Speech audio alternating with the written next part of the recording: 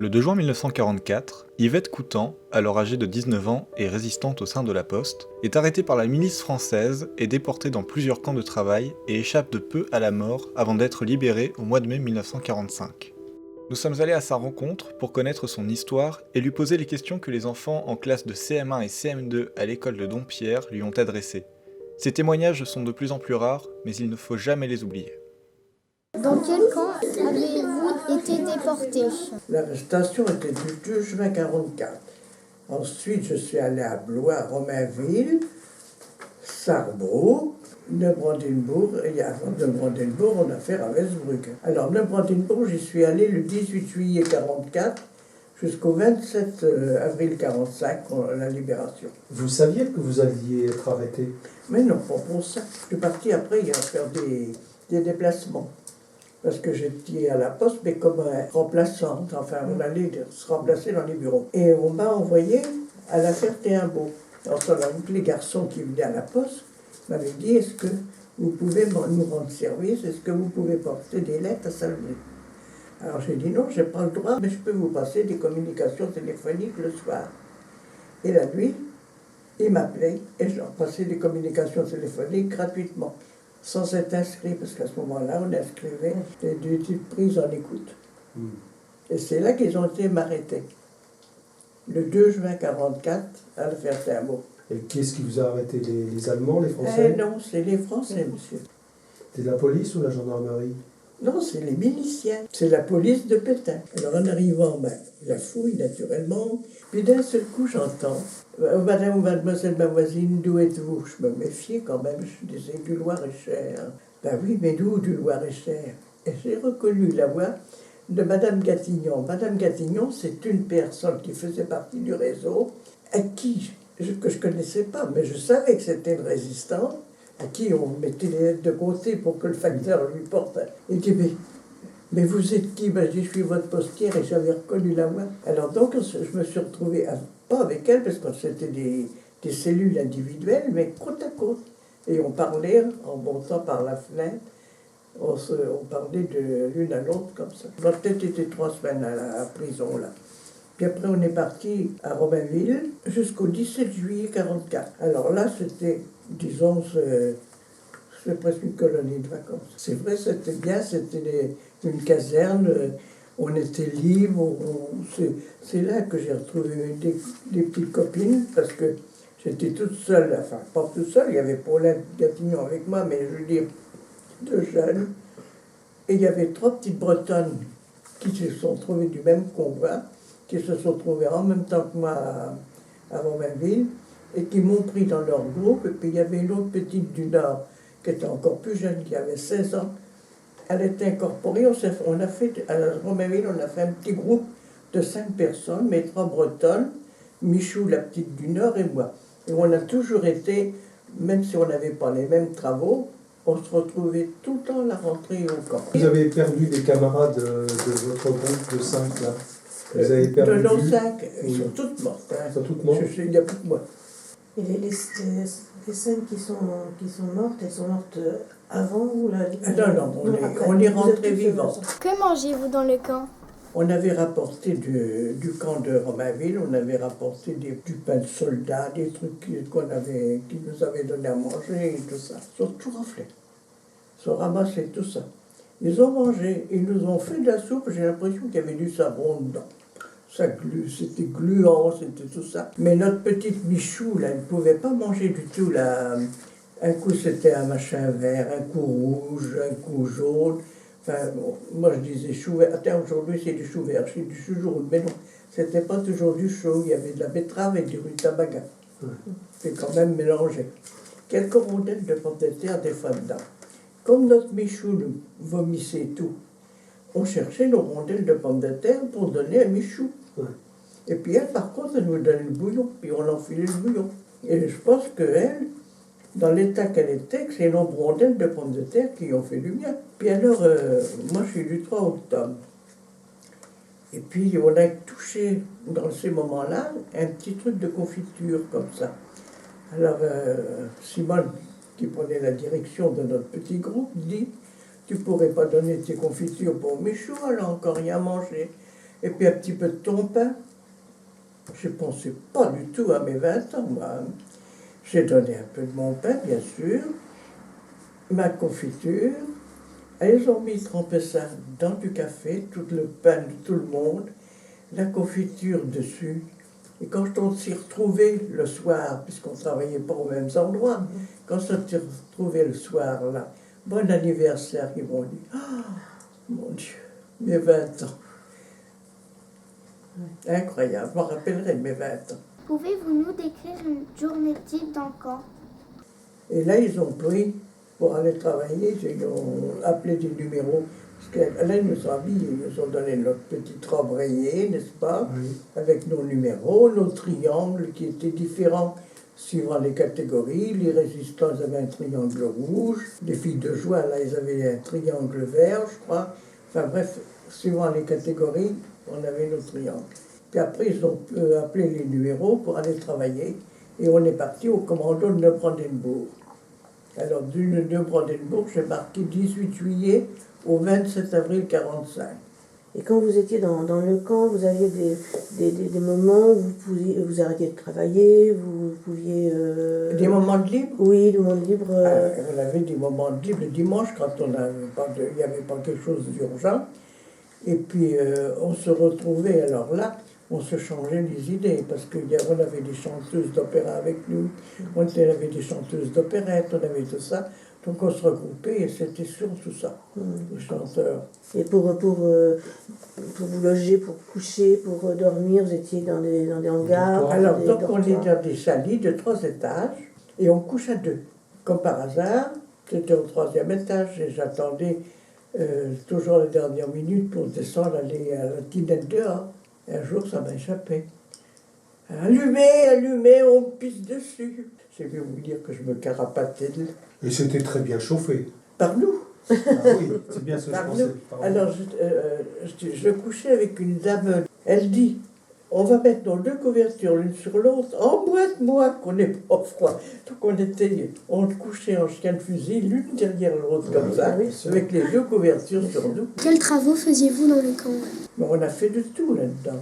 On a tiré des rouleaux pour écraser les machins, pour écraser les cailloux des routes. Et ben, ils nous ont emmenés faire du terrassement, ils nous ont fait faire des défenses anti-chars. Et c'est à Neubrandenburg, donc, que j'ai pu saboter. Est-ce que vous étiez que des femmes? Il y avait des hommes Que et des des femmes, Que des femmes. Il n'y a pas d'enfants, pas Attends, de... il y avait à Ravensbrück, quand il y avait un camp d'hommes à côté, mais c'était peut-être des STO. Quand on est arrivé à Ravensbrück, nous ont passé une espèce de visite médicale. Ils nous ont fait défiler à poil. Bon, mettons, le camp des hommes est là, nous on est là. Après la visite médicale, ils ont été nous faire défiler à poil devant le camp des hommes. Est-ce que dans le camp, là, vous étiez donc dans la partie femme, est-ce qu'il y avait des juifs, des tziganes? Mais c'est possible seulement, on demandait. Ah, des tziganes, oui, ils étaient un peu à part. C'était un peu à part. Parce qu'il y avait, avec les couleurs de triangle, Voilà. on pouvait peut-être les... Et puis même, non, ils n'étaient pas utilisés comme nous aux mêmes travaux. D'accord. Et souvent, même, je ne sais même pas s'ils ont travaillé. Mais dans nos travaux qu'ils nous faisaient faire, il y avait certainement des juifs, il y avait certainement tout ça. Bon, on ne se disait pas, t'es juif, t'es catho, t'es communiste, t'es ci, t'es ça. Vous étiez ensemble. Voilà. Des sœurs de misère. Vous étiez nombreuses dans ce camp? Alors, moi je suis arrivé, donc, la date que je vous ai dit, 47 336, et j'ai retrouvé des filles qui étaient à 80 et quelques mille. Est-ce qu'il arrivait des moments où un membre du commando pouvait se retrouver de l'autre côté, être passé à la chambre à gaz et... Oui, si vous ne pouvez pas rendre de travail, c'est exactement comme les juifs. On vous sélectionne, on vous appelle, on ne sait pas pourquoi qu'on vous appelle, mais à Ravensbrück, ceux qui n'étaient pas capables de travailler, j'avais une copine de mon doublot qui avait 16 ans de plus que moi, qui ne pouvait pas arriver à faire ce qu'on nous faisait faire à Ravensbrück. On avait du désherbage, on avait un tas de trucs comme ça. Là. Et on l'appelle, Puis il y a une autre colonne de Française qui revient qui dit « Attention, tu es dans la colonne du four crématoire ». Alors elle s'est jetée dans une colonne de Polonaises qui revenait du boulot et elle est revenue au camp. Elle a eu la présence d'esprit de faire ça. Donc ceux qui ne pouvaient pas travailler, on les appelait, on ne savait pas pourquoi, donc c'était ça, chambre à gaz et four crématoire. On ne le voyait pas parce qu'il y avait le mur du camp. Ça, ouais. On sentait par contre. Ils renvoyaient, alors il y en avait qui étaient malades au revire, il y en a qui mouraient et tout ça. Et te vidaient ça dans des camions et hop, ça partait comme ça tout nu dans les camions pour partir à la flamme, quoi. Mort ou pas, peut-être des fois même pas mort, mais enfin. Est-ce qu'il y a eu pour Ravensbrück une espèce de marche de la mort aussi? Oui, on est parti de Neubrandenburg. On est parti du camp le 27 avril. Les Russes sont arrivés le 1er mai, ça nous fait 4 jours. Hein. Et bien ces 4 jours-là, je suis incapable de vous dire si j'ai mangé, si j'ai dormi. Je crois qu'on a marché 4 jours à la file. Quand je vous dis du 27 au 1er mai, je ne sais pas si on s'est arrêté, si on a mangé, si on a dormi. Je suis incapable. C'était... on marchait. D'ailleurs, je ne suis pas toute seule, ceux qui étaient avec moi disaient la même chose, ils ne se rappellent plus. Du 1er mai, les Russes sont arrivés. Et à ce moment-là, nous, ce qu'on a fait, les Allemands, ils sont sauvés, bien sûr, devant. Ce qu'on a fait, on s'est sauvés aussi. On s'est sauvés dans les bois. Dans le camp, avez-vous appris les débarquements? Ah ben, il était déjà fait quand on a été arrêtés, moi. Je ne savais pas. Hein. Avez-vous rencontré des Allemands qui vous ont aidé? Donc, je suis allé donc, en commando en usine. Oui. Et en usine, au départ, on m'a collé à des rouillés, des ailettes de lance-bombes. Ouais. Et puis il était toujours après moi, le master, ça s'appelle le master, ce type-là. Et puis il était tout le temps après moi. Feignante, feignante, feignante. Oh, j'en ai marre. J'ai dit, si je suis là, c'est parce que j'ai travaillé contre vous. C'est pas pour travailler pour vous maintenant. Eux, les masters, ils avaient aucune notion de ce qu'on avait pu faire et tout ça. Alors je lui ai raconté une histoire de mon amie Simone, qui avait fait du parachutage, qui avait eu sa maison complètement incendiée et tout par les Allemands et tout ça. Oh, qui dit Paul française, et il m'a même changé de chaîne. Alors je ne savais pas si c'était en répression ou autre chose, je me méfiais beaucoup. Et il m'a donné un contrôle à faire, et un contrôle de lance-bombe, monsieur. Et lorsque ça arrivait au bout, il recontrôlait. Surtout, il faut bien le contrôler. Mais oui, je contrôle. Bien sûr, quand j'ai personne derrière le dos, c'est sûr que je contrôle.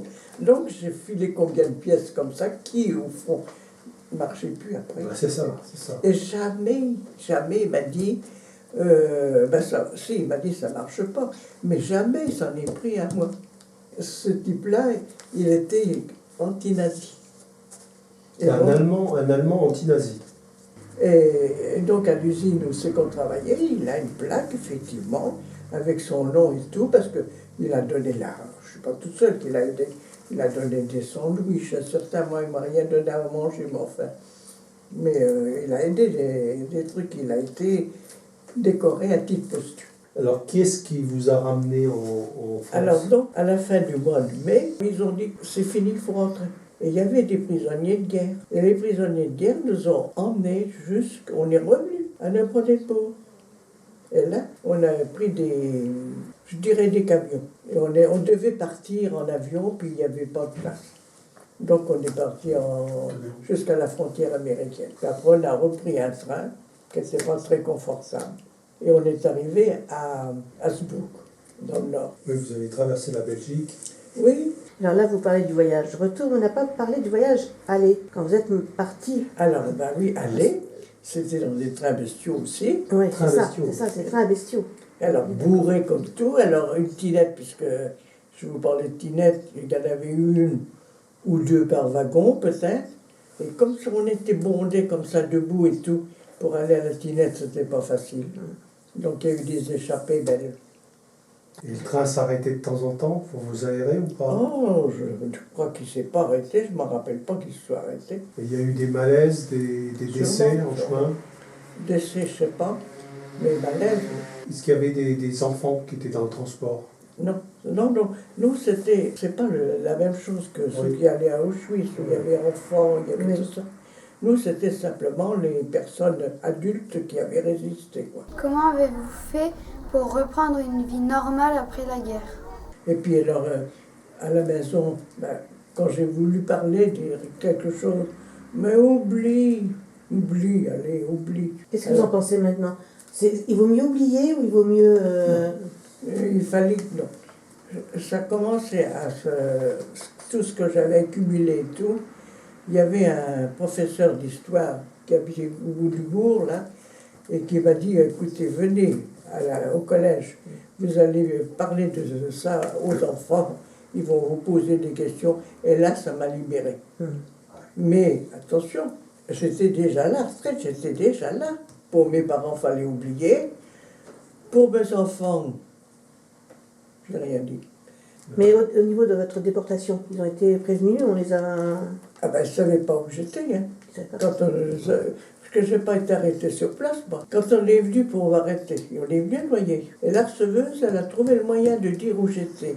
Alors que j'habitais là, la poste est à côté là-bas. Oui. Elle avait qu'à faire un saut puis dire à mon père. Mon père, je suis sûr qu'il prenait son vélo et qu'il venait me prévenir que je serais parti en zone libre. Mais non. Elle a dit où j'étais. Quand je suis rentré à la direction, ils m'ont dit, vous voulez que je vous mette à noyer, que ce serait auprès de vos parents? Ah, je dis, si vous voulez que je tue la receveuse, si vous voulez. C'est vrai que d'abord, on était à cran. Hein. Est-ce que ces affaires-là, ça a conduit à avoir un climat un peu compliqué après la guerre? Parce qu'il y en a qui ont collaboré, il y en a qui ont mouchardé. Mais ça, moi je ne me suis pas occupé de ça, ils ont fait des règlements de compte qui étaient vraiment, qu'ils n'auraient pas dû faire. Oui, enfin, c'est des sordides aussi. Et on a été, par contre, pour nous, on a eu des enquêtes pour savoir si on avait été bien déporté, si on n'était pas parti volontaire. Il y a eu beaucoup de recherches de fait avant. Oui. Oui, parce qu'il y en a qui se sont déclarés résistants juste à la fin. Bien sûr. Les marches de la mort de 1945 ont fait plus de victimes que les chambres à gaz. En effet, ceux qui ne pouvaient pas avancer étaient laissés pour morts ou tués en route. Suite à ses actions dans la résistance, Yvette Coutan, aujourd'hui Yvette Raymond, a été nommée chevalière de la Légion d'honneur. Nous remercions sincèrement Yvette Raymond pour avoir pris le temps de nous avoir raconté son histoire. Bravo et un grand merci aux élèves et à l'équipe enseignante des classes de CM1 et CM2 de l'école élémentaire Paul Éluard de Dompierre-sur-Mer.